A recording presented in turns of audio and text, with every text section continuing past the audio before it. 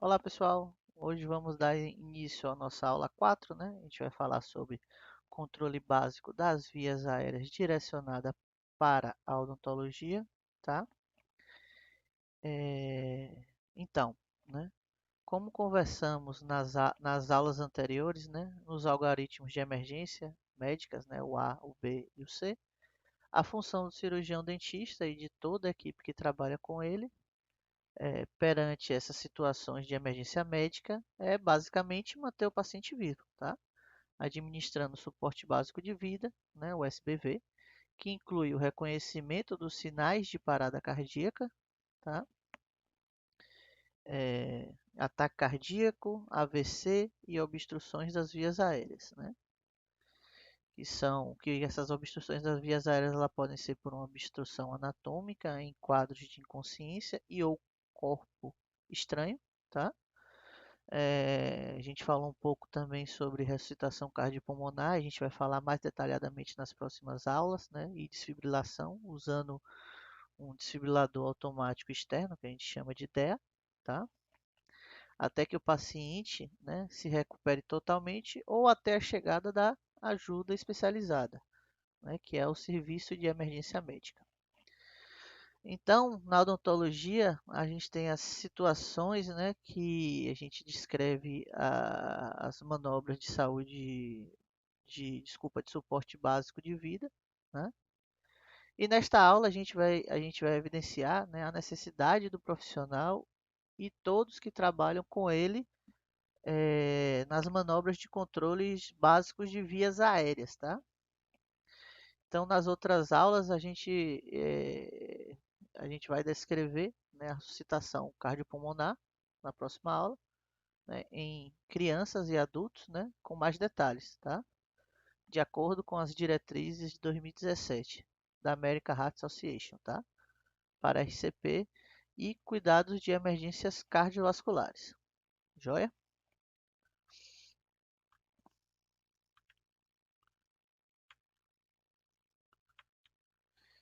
Então, a maioria dos casos de perda de consciência ou traumatismo, né, seguido de morte, ele é resultante da obstrução de vias aéreas, tá? Ela ocorre, que é quando ocorre o relaxamento muscular desses tecidos moles e, como consequência, uma obstrução anatômica dessas vias, as vias aéreas, tá?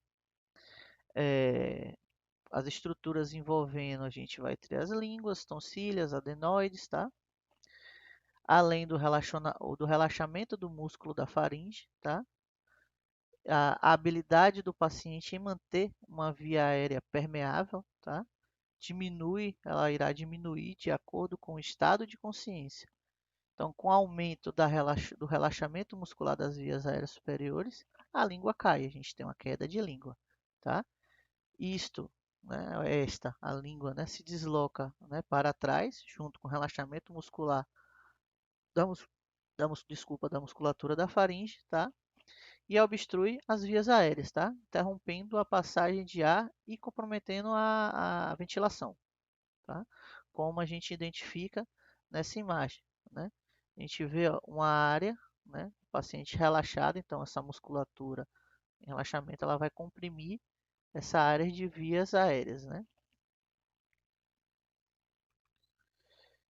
Em odontologia, né, devemos estar atentos às manobras de suporte básico de vida para controlar o paciente inconsciente, seja em consequência de um simples desmaio ou hipoglicemia, né, ou ainda de um quadro proveniente, por exemplo, a sedação excessiva. Então, vale ressaltar, né, que o cirurgião dentista deve estar apto para realizar essas manobras, que são mais importantes para desobstruir essas vias aéreas. São manobras simples, de simples aplicação e que o profissional e todos os membros da equipe odontológica devem estar prontos e aptos para realizar, né, em qualquer situação de perda de consciência do paciente, tá? Então fica claro, né, que neste momento, né, de desobstrução das vias aéreas, se o paciente já estiver em tratamento odontológico, o profissional deve, né, ter aspirado tudo na região ali da boca dele, né? Por exemplo, saliva, roletes de algodão, gases, resto de materiais, restaurações e etc, né? Se for o caso. E identificar que não haja nenhum corpo estranho em sua cavidade bucal, né? E, né, a gente irá detalhar essas duas manobras mais importantes. A gente tem a elevação ou extensão posterior da cabeça, acompanhada pela elevação do queixo, que a gente chama de head tilt ou chin lift, tá? Essa técnica ela tem se mostrado mais eficaz para a abertura e desobstruções das vias aéreas. Na sequência desse procedimento, né, a gente tem que avaliar se o objetivo foi atingido, né? Se há uma desobstrução completa das vias aéreas e se o ar está realmente passando por elas. Então a gente vai fazer as manobras de ver, tá vendo? Ouvir e sentir o paciente. Então a gente vai ver movimentos torácicos nesse paciente, né? Ver se realmente ele está tendo essa expansão torácica, tá? É, ouvir, né, e sentir se esse paciente está respirando, tá? Então a gente tem aquele apoio de mão na fronte, né, e o outro apoio no queixo do paciente, né, fazendo a manobra de head tilt e chin lift, né, que é a jogada desse queixo para frente. Joia? A gente tem o deslocamento anterior ou avanço da mandíbula, que a gente chama de jaw thrust, né? Então, nessa manobra, a gente tem um deslocamento anterior da mandíbula, tá? E ela é realizada a partir da tração do ângulo da mandíbula, tá? Então a gente vai promover um avanço ou deslocamento desta para frente, joia? Então, para o cirurgião dentista entender melhor, né, para ficar mais claro, a gente deve alcançar uma relação de oclusão topo a topo nesse paciente, ou uma relação de prognatismo, tá? Ou seja, aquela classe 3, tá? Pelo deslocamento dessa mandíbula, tá? Anterior da mandíbula, com uma ligeira abertura de boca. Então, com isso, a língua que estava lá inserida na mandíbula se desloca para frente junto com a mandíbula, tá? E determina, né, tem uma posição determinada, né, através da abertura ou desobstrução das vias aéreas, certo?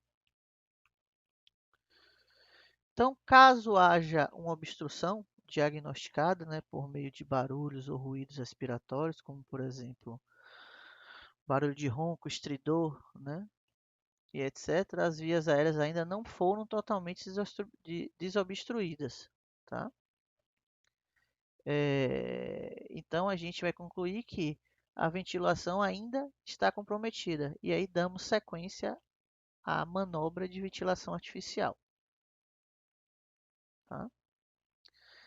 Então, a partir dessas manobras, né, observando uma via aérea permeável, isto é, desobstruída, verificando-se a respiração, ela deve estar sem ruídos ou sons, como por exemplo ronco estridor, tá? E o paciente respirando. E aí fica evidente, né, que essas duas manobras descritas que a gente falou, tá?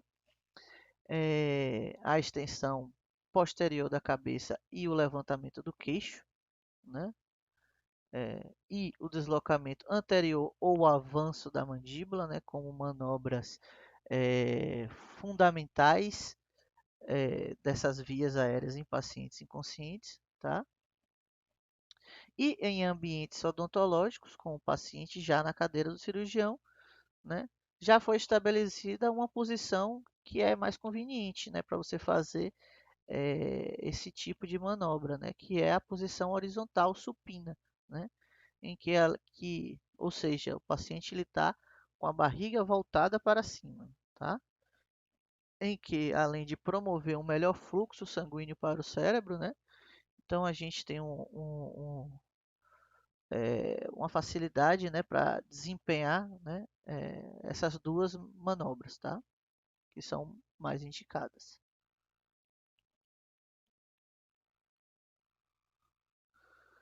E aí a gente vai fazer, né, aqueles três quesitos, né? Checar a respiração, checar o pulso e a ventilação artificial, tá?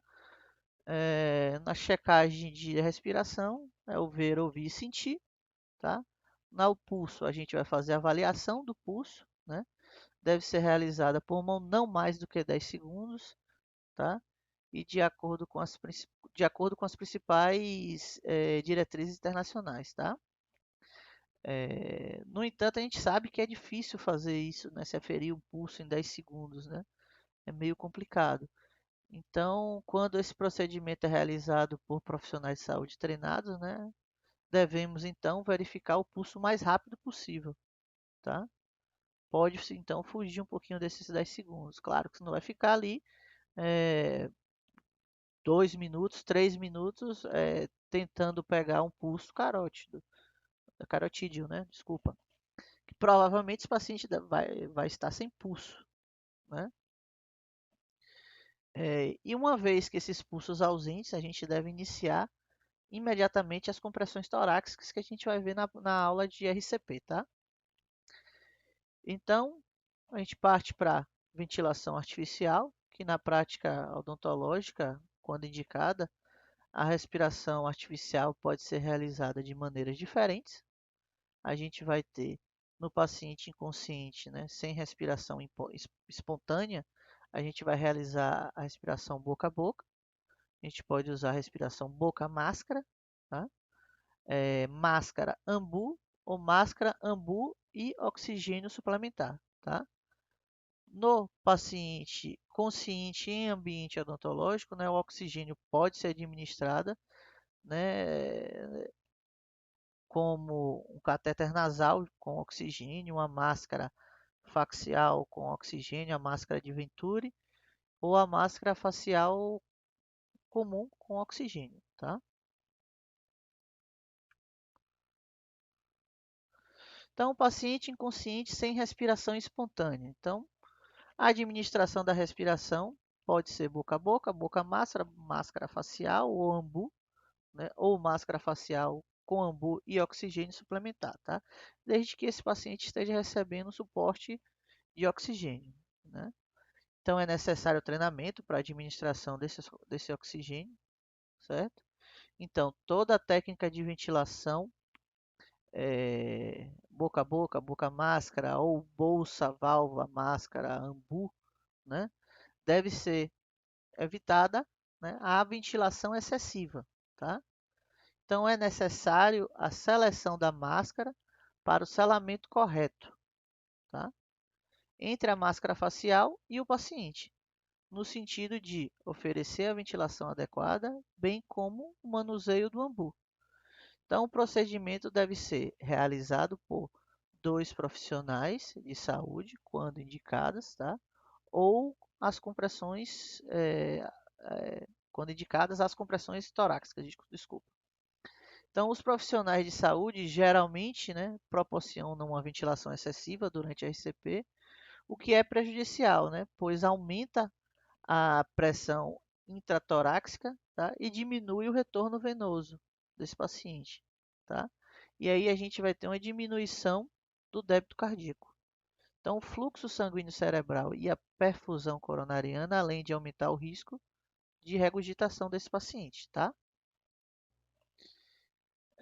Nesse slide a gente pode observar os utensílios, né, os instrumentais que a gente pode usar durante essa respiração, essa ventilação artificial do paciente. A gente tem um ambu, né, em tamanho adulto e tamanho infantil, né? A gente tem um chaveirinho, né, que aqui dentro desse chaveiro a gente tem um plástico, né, que cria uma barreira entre a boca do paciente e a boca do socorrista, tá?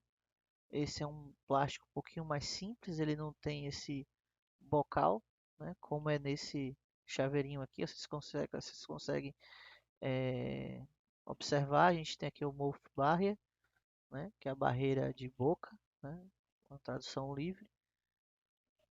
E tem a máscara, né, que ela vem dentro desse estojinho, né, que você vai fazer a respiração boca-máscara, certo? Então, nos próximos slides, a gente vai falar sobre as técnicas de boca a boca, boca-máscara. A gente vai introduzir o manejo de máscara facial ARCP, tá? Teoricamente, apresenta risco de transmissão de doenças infecciosas, porém esse risco é muito baixo, tá, para o socorrista. Além do mais, as barreiras de proteção ela não diminui o risco de transmissões de infecção, né? E algumas barreiras, inclusive, pode até aumentar a resistência do fluxo de ar, né? E aí prejudicar essa ventilação. Porém, para o uso dessa técnica boca a boca, é válido que o socorrista queira fazer o uso de barreira de proteção, claro. Mas a respiração boca a boca não deve ser adiado por conta disso, tá? Então, a gente tem esses diversos modelos de barreiras de proteção, né, para administração da respiração boca a boca, chaveirinhos e tal, tá? Então, a máscara facial também são efetivas para respiração, tá? Então, a gente tem todos esses modelos faciais para administração da respiração boca-máscara facial.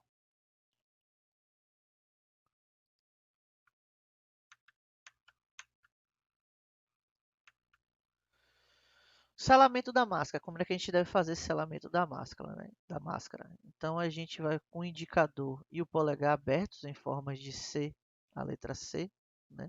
E os outros dedos na mão anular formam a letra E. Então a gente tem, ó, dedo indicador e polegar formando o C, tá? E os três dedos, né, que sobraram formam a letra E, tá? Os dedos indicador e polegar em forma de C tomarão a máscara de forma um anel. Vamos fazer um anel, onde vocês vão segurar a máscara, tá? Devem ser fechadas para alcançar a base da máscara facial, realizando uma ligeira pressão, né, nessa máscara sobre a face do paciente, no sentido de alcançar um selamento efetivo, tá? Os outros três dedos, em forma de L, eles darão um suporte, um apoio no selamento, ao ser apoiado na máscara, tá? Na base da mandíbula, durante a ventilação. E durante a ventilação, as vias aéreas devem estar desobstruídas, né? Então, a gente vai manter aquele paciente em posição de elevação ou extensão de cabeça, que a gente já conversou, que é o head tilt e o chin lift, tá? E aí, começar a bombear oxigênio, joia?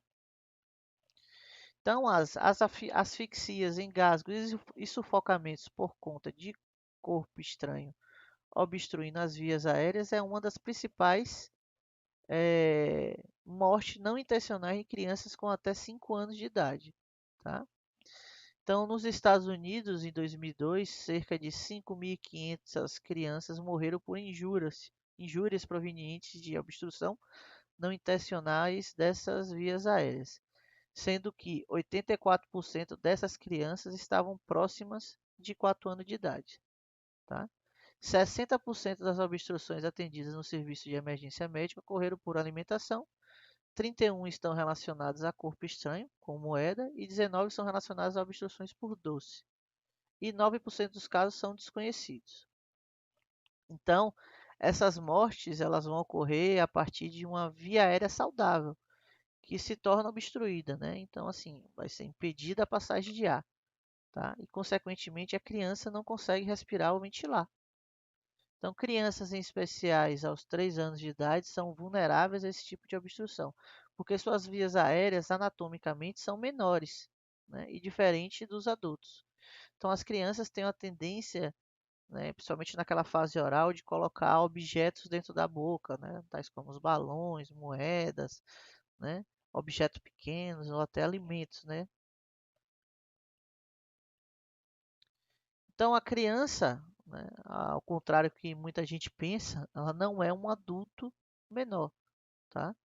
Então o conhecimento das diferenças anatômicas das vias aéreas de adultos e crianças é importante e mostra porque essas obstruções ocorrem mais facilmente em crianças, né? Como a gente vai ver a seguir, tá? Então, a gente tem umas diferenças básicas entre crianças e adultos. Por exemplo, a cabeça da criança ela é proporcionalmente maior e mais pesada que o corpo, tá? Então, o corpo irá se equilibrar com a cabeça somente a partir dos 4 anos de idade. Por isso, por isso a criança fica mais propensa ao traumatismo craniano, né? Então, geralmente, quando essa criança cai, ela vai cair, né? O peso da cabeça, né? Ela tende a bater primeiro no chão, ou no móvel, ou no que é que seja, tá? As vias aéreas e o sistema respiratório ainda não estão completamente desenvolvidos no bebê e na criança, além de a criança apresentar mais secreção oral, tá? Que aí já dificulta um pouquinho mais. Então, a língua é proporcionalmente grande à cavidade bucal, ou seja, a base da língua ela está situada muito próxima da entrada da laringe, tá? E as vias aéreas, né, nariz, faringe, laringe, traqueia, são mais estreitas que as do adulto. Então, portanto, mais predispostas a algum tipo de obstrução. Então, podemos dizer que as vias aéreas das crianças apresentam-se de forma cônica, ó, presença de forma cônica, tá? Enquanto as dos adultos apresentam uma forma cilíndrica, né? Então, a gente tem uma maior chance de obstrução em crianças, tá?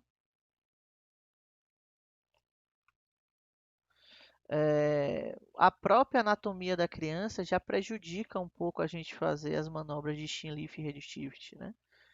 Então, é interessante a gente usar uma toalha, né, no dorso da criança, né?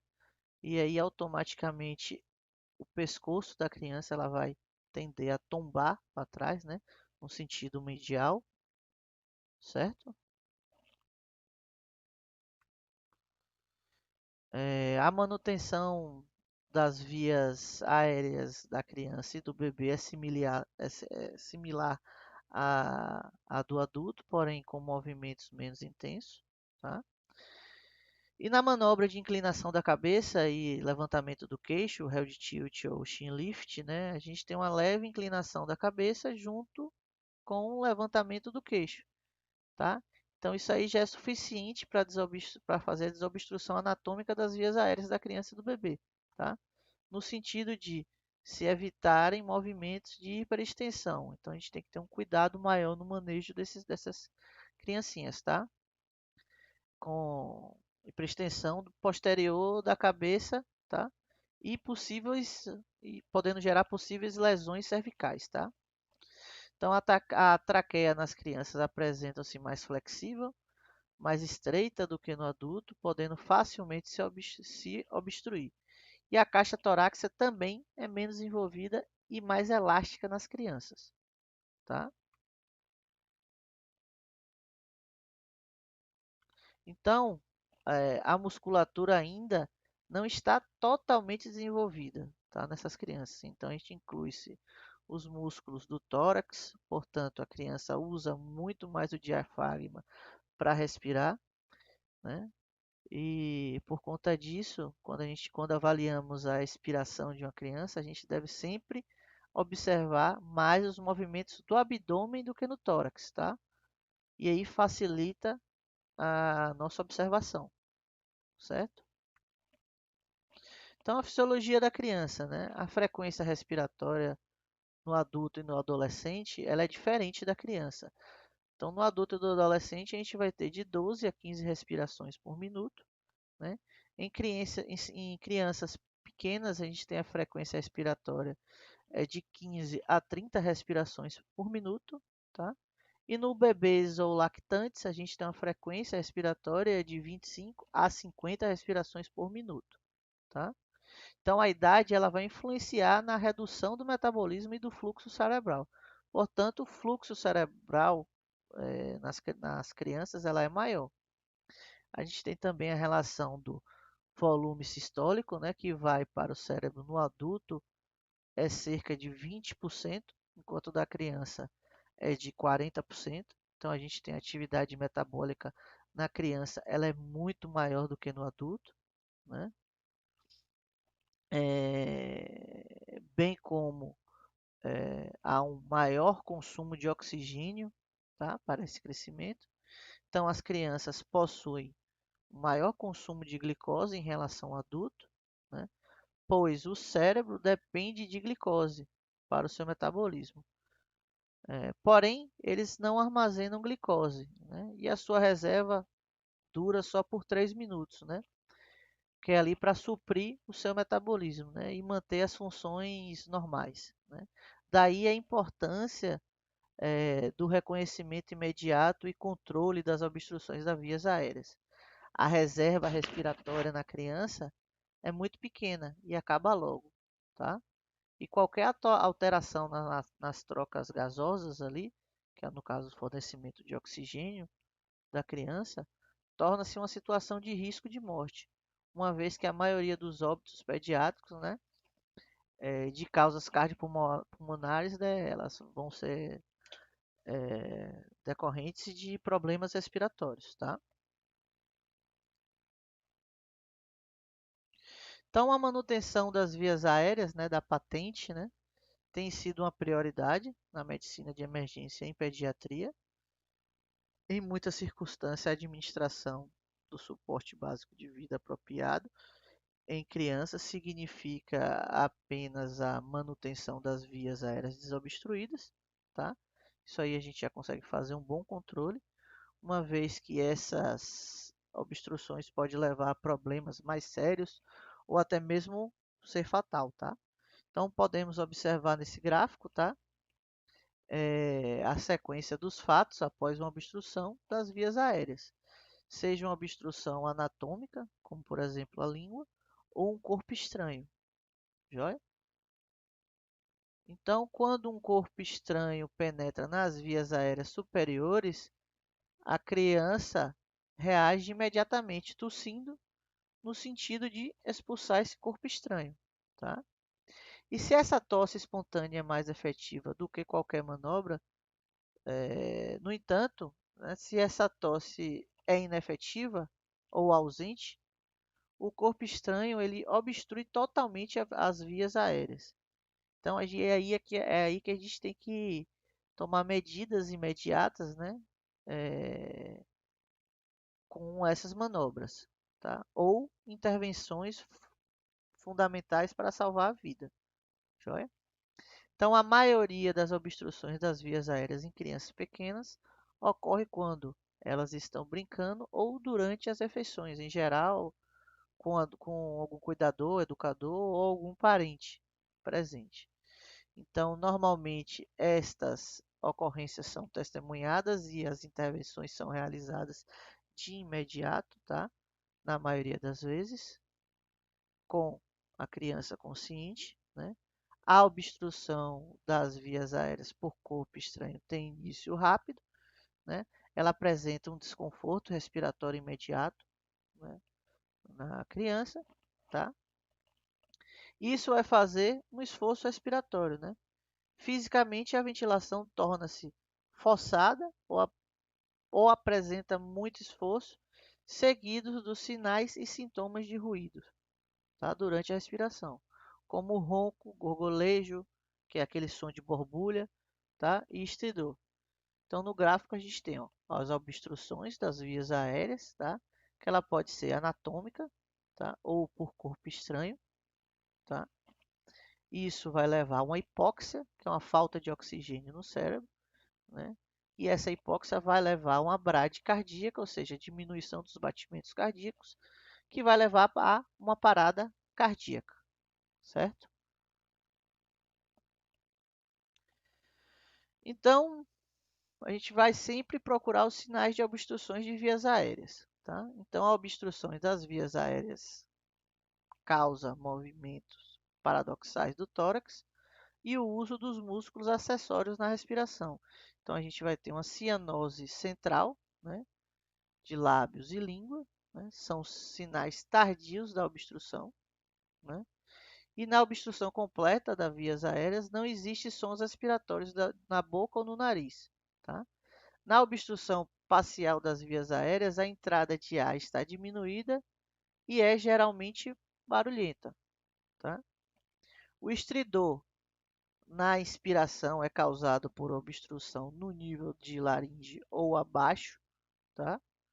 Os sibilos respiratórios, que são os assobios, sugerem obstruções nas vias aéreas mais baixas, que tendem a sofrer um colapso e a se obstruir durante a expiração.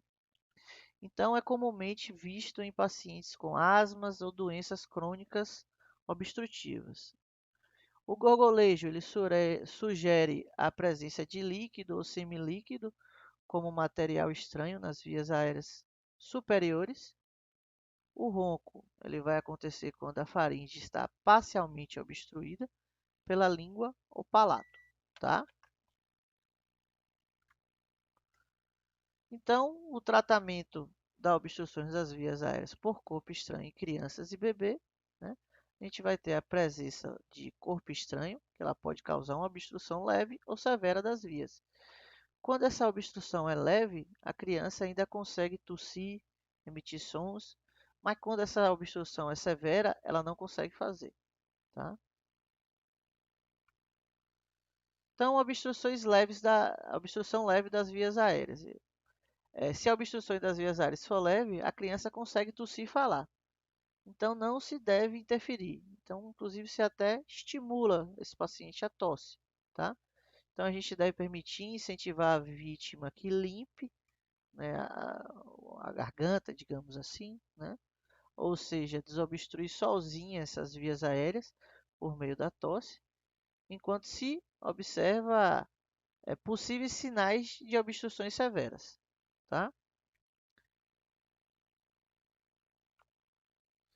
Então, nas obstruções severas, né, de vias aéreas, se a obstrução for severa, por exemplo, a vítima incapaz de emitir qualquer tipo de som, deve-se agir imediatamente para aliviar esta obstrução, tá?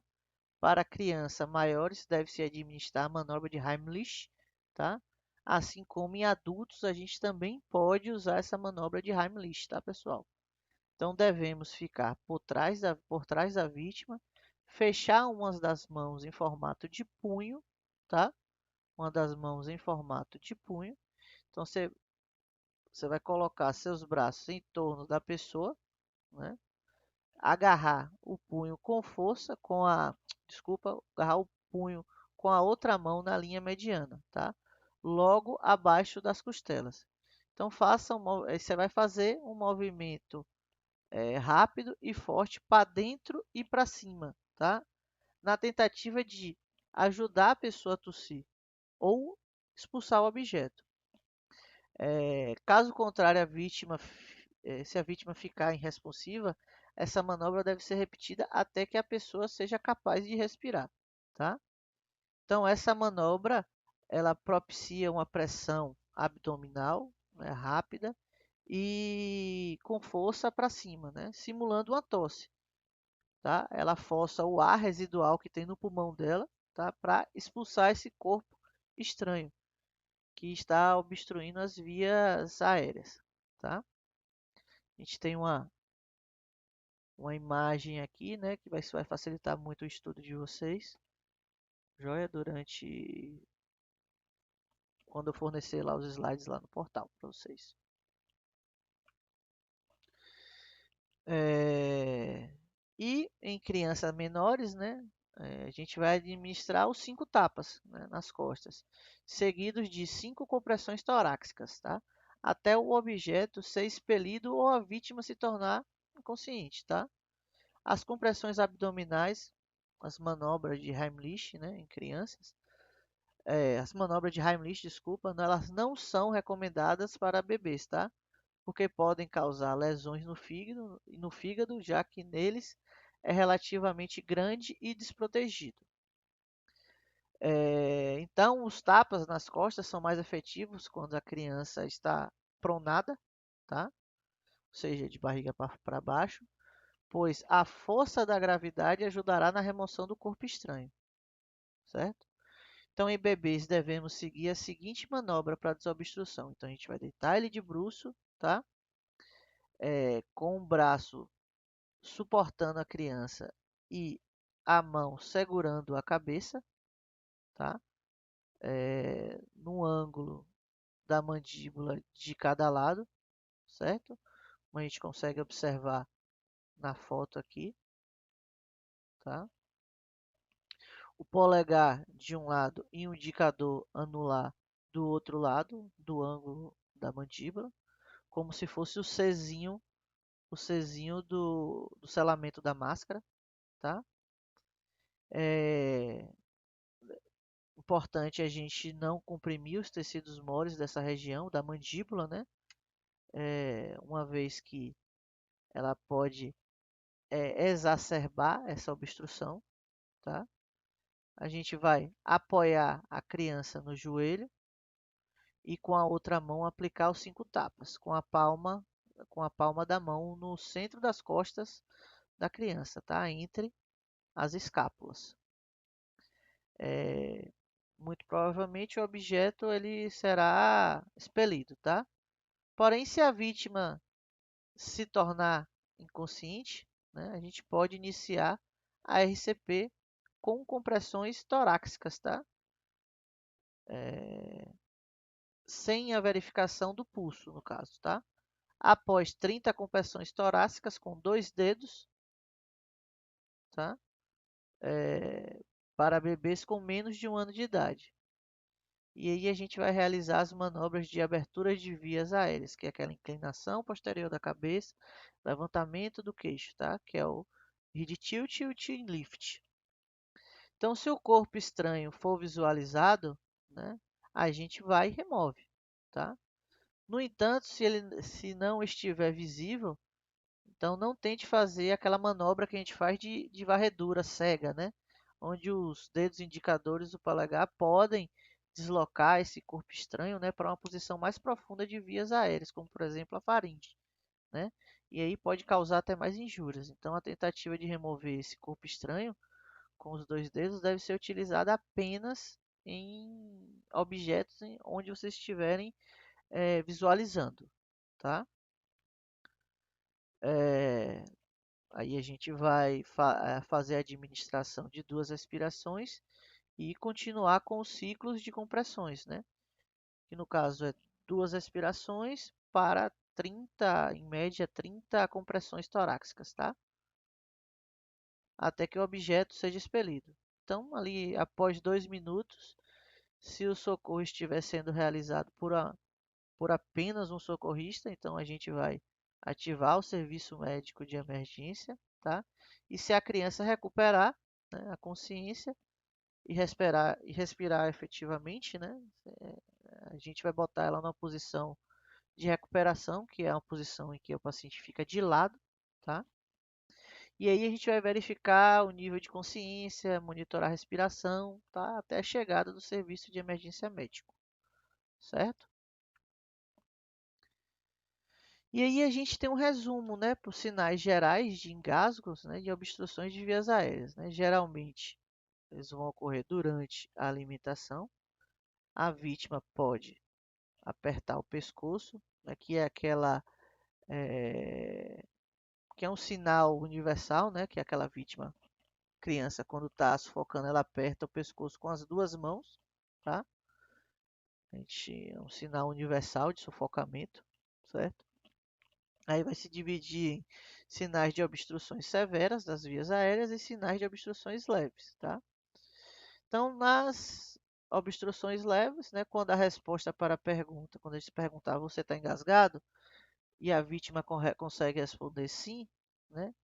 Aí a gente estimula que estimula esse paciente a tossir, tá?